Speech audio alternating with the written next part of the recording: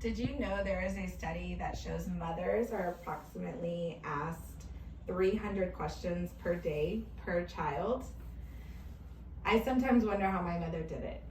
Hi, my name is Krista Ramos, and I am the oldest of 5 out of the 5 children my parents had.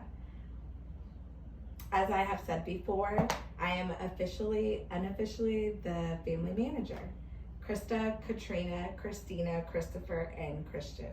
Yeah, I know, it's a tongue twister. I don't think my parents really thought that one all the way through. Growing up in a big family, there was a lot of things going on all the time. Sports, school activities, cooking, you name it, it was happening.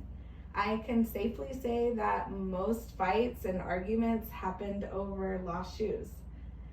Yes, it was a little loud and a whole lot of crazy, but in all seriousness, I couldn't imagine my upbringing any other way. Till this day, I consider some of my siblings my best friends. We have cookouts, we go to the beach, and I'm constantly getting notifications throughout the week from our group chat. My dad taught us to be a close-knit family, and after his passing last year, that's a promise that we plan to keep. Now that we're older, between me and my siblings, my mom has 12 grandchildren.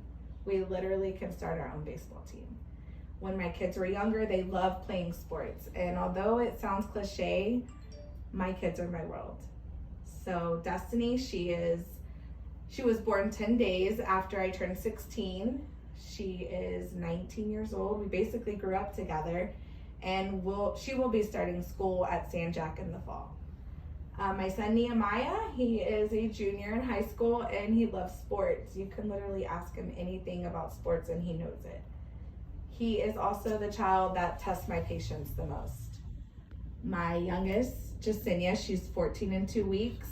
She'll start high school in the fall, and she cheers on an elite level. She is my wild child and definitely keeps me on my toes. So between my youngest 2 children, I can confirm that the 300 questions per child is accurate. Raising my kids alone has been challenging, but watching them grow into these mini adults that have their own likes and dislikes and beliefs, it's been rewarding. Once my children got old enough, I decided that I was going to try to travel as much as I possibly could afford. I believe that traveling brings families closer together, and you get to experience things that you never have before. I've eaten so many different foods while traveling and have met so many different people. My first time in Cozumel, I went parasailing with my best friend, and although she was skeptical about it, in the end, she did it and she loved it.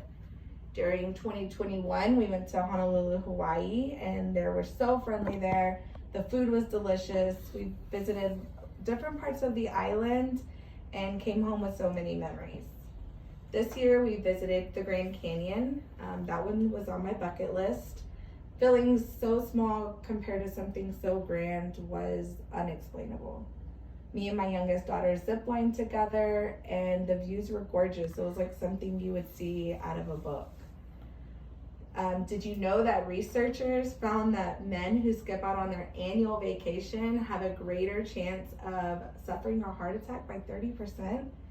To me, traveling is good for the soul, maybe not so good for the bank account, but at the same time, you can't put a price on those types of things.